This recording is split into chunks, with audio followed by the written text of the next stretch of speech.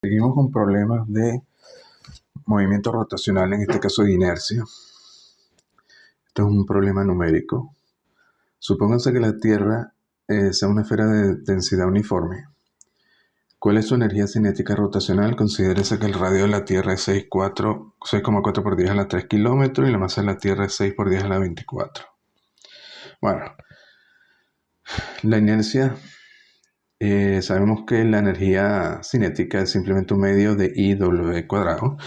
Esto es muy fácil de recordar porque es como un medio de m velocidad al cuadrado, solo que m es la inercia y la velocidad lineal en este caso es la velocidad angular. Necesitamos la inercia. La inercia, como es la Tierra, se considera esférica y uniforme, por tanto, I es 2mr cuadrado entre 5. Estas inercias las sacan de tablas de inercia, ponen los valores numéricos de I, la calculan y luego la colocan aquí en la fórmula de la energía cinética. W lo pueden calcular directamente porque da la vuelta en 24 horas. Una vuelta son 2pi radianes. Esto lo pasan a segundo y le dan la velocidad angular en radianes por segundo. Lo meten acá y hallan la energía, que es del orden de 10 a la 29 joules. Supóngase que esta energía pudiera ser aprovechada para nuestro uso. ¿Por cuánto tiempo podría la Tierra suministrar 1 kilovatio de potencia por cada uno de los 4,2 por 10 a la 9 personas de la Tierra? Bueno, este problema es muy viejo, pues este es el libro de Resnick, de los primeros. Solo habían 4.000 millones de personas, ¿no? Hoy en día creo que hay 8.000. Potencia. Si es 1 kilovatio por las 4.000 millones de personas, tenemos esta potencia en vatios, 4,2 millones de vatios, pero un vatio es un joule por segundo. Esto nos da directamente en joules. Y el tiempo simplemente nos da, el tiempo en segundos, claro, nos da K, que está en joules, la energía total entre la energía por persona, por segundo, y nos da el número de segundos. Nos da por 10 a la 16, que es alrededor de 10 a la 9 años, 1.000 millones, alrededor de 2.000 millones de años. Bueno, en menos de 2.000 millones de años la Tierra ya se habría destruido. Seguimos con problemas aquí de inercia. A ver, tenemos 3 partículas, todas ellas de masa m, 1, 2, 3, están unidas entre sí y a un eje rotacional por 3 varillas uniformes. Esta varilla, luego esta y esta, las 3 de longitud L, cada una de masa m y longitud L. ¿Cuál es la energía rotacional total del sistema en torno a O, a este punto A? A ver, esto está girando en torno a O, entonces la velocidad de rotación angular es W. La combinación gira alrededor del eje rotacional con una velocidad W respecto a este punto O. Tenemos que calcular las inercias respecto a O. La inercia de cada varilla respecto a uno de sus extremos es ml cuadrado entre 3, te lo sacan de las tablas de inercia. Ahora, aquí tenemos 3 varillas que las podemos considerar únicas, pues son varillas rígidas. Podemos considerar que esta varilla de aquí a aquí tiene de masa 3m y longitud 3l. Entonces ponen aquí en vez de m 3m y aquí ponen en vez de l 3l. Y luego la inercia de cada una de las masas, como es una masa concentrada, es simplemente la masa por la distancia al cuadrado. En este caso sería ml cuadrado, en este sería m2l al cuadrado y esta m3l al cuadrado. De aquí sacan la inercia total y luego la energía cinética es un medio de ITW cuadrado. Y le queda en función de m minúscula y m mayúscula. Aquí tenemos una varilla delgada de longitud L, esta de aquí y masa m. Está suspendida libremente de uno de sus extremos. Se le separa y se le hace oscilar alrededor del eje horizontal. Se le suelta y ella empieza a caer y empieza a girar respecto a este eje, pasando por su posición más baja con una rapidez angular W, hasta donde sube su centro de masa. Bueno, después que se le suelta, aquí se inicia con velocidad angular 0, se le suelta, aquí alcanza la velocidad angular máxima. Como tenemos que trabajar con la energía cinética, bueno, depende de W. Aquí es 0 porque se inicia con velocidad 0 y aquí es máxima. Luego la energía potencial, vamos a definir como son uniformes. Esto es uniforme, el centro de masa está en la mitad. Y vamos a definir la energía potencial 0 justo cuando está abajo, porque estaría colgando y ya no tendría energía potencial. Entonces definimos Y igual a 0 aquí, en el centro de masa cuando cuelga. Luego, cuando se eleva, la energía potencial Y varía. En este caso, cuando está en la parte más alta, sería esta distancia que sería L. Porque de aquí a aquí hay L medio, de aquí a aquí hay L medio, sería L. Ahora, si se le suelta, no necesariamente va a volver a llegar a este punto, podría llegar hasta aquí o hasta aquí, etc. Y el problema se trata de eso, de calcular hasta dónde llega el centro de masa. Si alcanza L, quiere decir que alcanza este punto más alto otra vez, el punto de inicio. Inercia respecto de la varilla, respecto al eje de rotación en uno de sus extremos, es ml cuadrado entre 3. La energía cinética es un medio de IW cuadrado. Sustituimos I. La energía potencial es la masa por la gravedad. La masa del centro de masa, es decir, la masa completa de la varilla por la gravedad por la altura del centro de masa. Respecto al punto más bajo. Energía potencial en el punto más bajo es 0, pues la varilla cuelga del eje horizontal. Tenemos entonces que la energía inicial es solo potencial, porque W es igual a 0, así que tenemos mgy del centro de masa. La final es solo cinética, porque la energía potencial cuando cuelga es 0. Y sabemos que la velocidad cuando está en el punto más bajo, cuando UF es 0, es W. Igualamos I con F y despejamos la altura del centro de masa. Habría que sustituir los valores para ver si esto alcanza L. A ver, este problema nos dicen que demostrar que en el caso de una rotación alrededor de un eje central, un cilindro sólido de masa M y radio R es equivalente a un aro delgado de masa M y radio R entre raíz de 2. Bueno, simplemente comparar la inercia rotacional del cilindro respecto al eje central, sabemos que es mr cuadrado entre 2. La inercia rotacional del anillo, si hubiera un anillo alrededor de su eje central, es simplemente la masa por el radio del anillo al cuadrado, porque toda la masa está concentrada a la misma distancia radial RA. Igualamos IA con I y despejamos RA. Y efectivamente nos da R entre raíz de 2. Fíjense que el radio da menor que R. Realmente estaría por aquí. Porque toda la masa la estamos concentrando en un anillo delgado.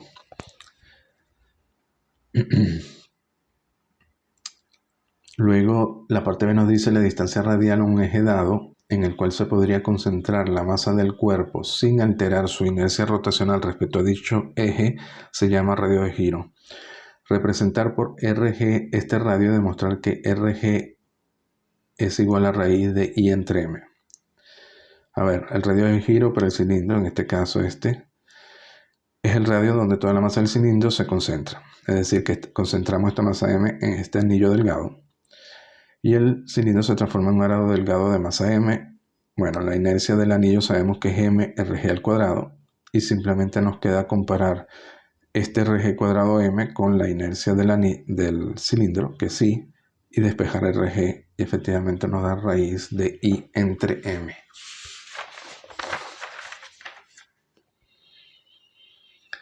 A ver, aquí nos dicen demostrar que la suma de las inercias rotacionales de un cuerpo laminar, tenemos este cuerpo laminar que podría ser simplemente una lámina, plano, está en este plano, el plano de la hoja, en torno a cualquier pareja de ejes perpendiculares en el plano del cuerpo, es igual a la inercia rotacional del cuerpo en torno a un eje que pasa por el punto de intersección. Es decir, en este tendríamos dos ejes, el eje Y y este eje Y perpendicular, que están en el plano del cuerpo. Y luego tenemos un eje que pasa por el punto de intersección, es decir, por aquí, por el centro del cuerpo, y que es perpendicular al plano, sale de la página.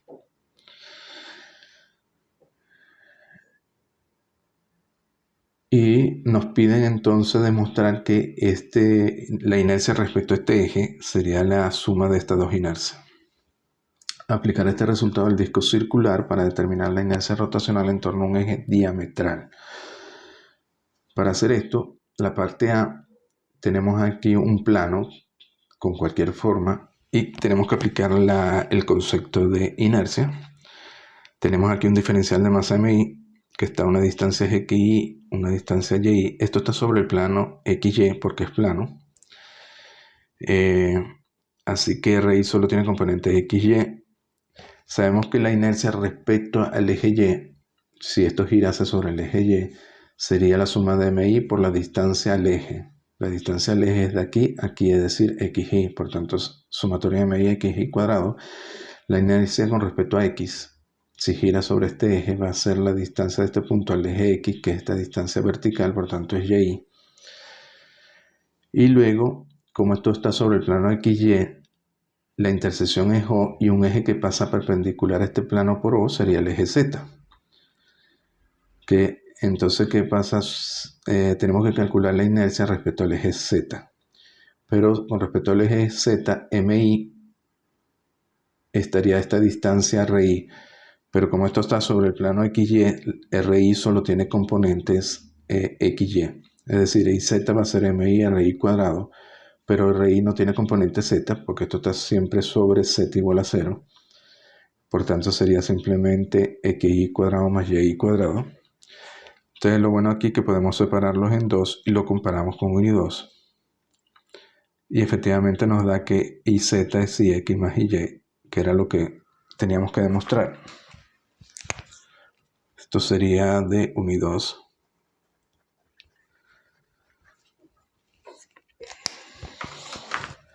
Luego la parte B, vamos a aplicar esto sobre un disco circular para determinar la inercia rotacional a un eje diametral. A ver, eje diametral son todos estos ejes. Si esto es un círculo sobre el plano XY, cualquier eje que pasa por su centro es un diámetro y por tanto es un eje diametral. Este sería un eje diametral, este también.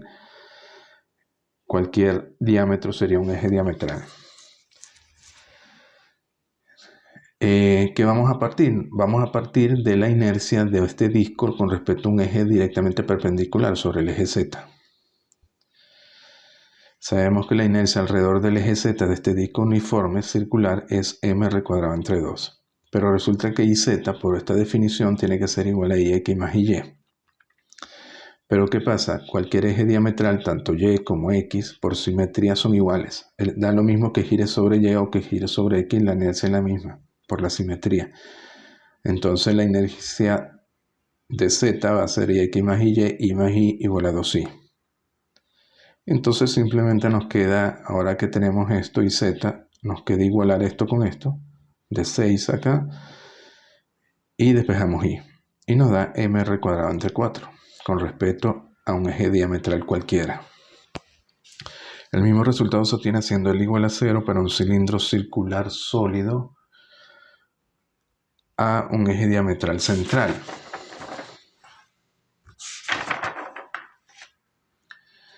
A ver, si tenemos un eje diametral central en un disco de un cilindro circular sólido de longitud L de las tablas, sabemos que la inercia viene dada en esta forma, mr cuadrado entre 4 más L cuadrado entre 2. Si queremos esto llevarlo a un disco, este eje terminaría siendo un eje diametral. Si hacemos L igual a 0, efectivamente nos da mr cuadrado entre 4 que coincide con 8. A ver, aquí nos dicen que tenemos una regla de 1 metro, una varilla, una regla en posición vertical con uno de sus extremos sobre el piso y se le deja caer. Determinar que esto se supone que no resbala. Determinar la rapidez del otro extremo, del extremo libre, cuando pega con el piso, suponiendo que el extremo que se encuentra apoyado no resbala. Bueno, como es uniforme, el centro de masa va a estar en la mitad, va a estar a un medio. La inercia de una varilla delgada en torno a su eje es de uno de sus extremos, es ml cuadrado entre 3. La energía potencial inicial, esto tiene pura energía potencial inicial, porque la cinética es 0, es la masa por la gravedad por la altura, es decir, la masa por la gravedad por la altura del centro de masa, que en este caso sería un medio. La energía cinética final, cuando esto pegue contra el piso, la varilla va a estar horizontal. La energía cinética final va a ser un medio de IW cuadrado y la potencial va a ser 0 porque este centro de masa entonces va a quedar en esta altura y igual a 0. A ver, si esto es Y del centro de masa, esto tiene que ser Y igual a 0 aquí sobre el suelo.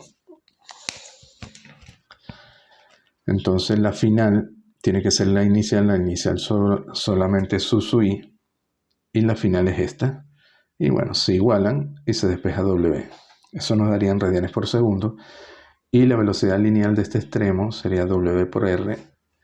Y en este extremo R es 1. Meten los valores y le da 5,4 metros por segundo. Que es bastante rápido, ¿no? Bueno, aquí tenemos otro parecido. Nos dice, un disco uniforme delgado de masa m y radio r está montado sobre un eje que pasa a través del centro de disco. Calcule el momento de inercia alrededor de ese eje. Bueno, aquí es un clásico problema donde tenemos que calcular la inercia de este disco y lo vamos a hacer por integración. Y deberíamos llegar, fíjense que si pasa por el centro es el centro de masa, debería dar un medio de mr cuadrado.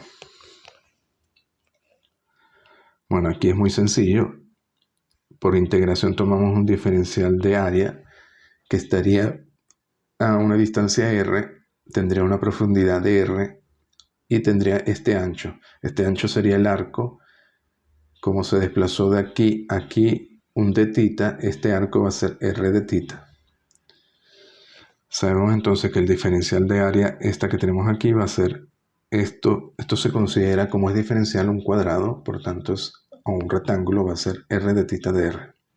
Es un área rectangular. La densidad de masa, como es uniforme, es simplemente la masa entre el área total, que es pi r cuadrado, y como es uniforme, es constante, va a ser igual a dm de a. La masa diferencial es, por tanto, de aquí de 1, sigma por dA. dA es esto, y así que tenemos dm. Necesitamos dm porque para calcular el momento de inercia tenemos que integrar multiplicando por dm. Y sabemos que es la integral sobre todo el cuerpo de dm por la distancia de ese dm al eje de rotación, que en este caso sería un eje perpendicular que pasa por el centro de masa, que sería la distancia r. En este caso RCM es r. RCM es r, y r va a variar entre 0 y r mayúscula. Y θ va a variar, cuando se integra, θ va a variar entre 0 y 2pi. Bueno, aquí se integra primero con respecto a pi, luego se integra con respecto a r, muy sencillo. Y efectivamente hallamos que la inercia es un medio de m r cuadrado. Bueno, lo dejamos hasta aquí.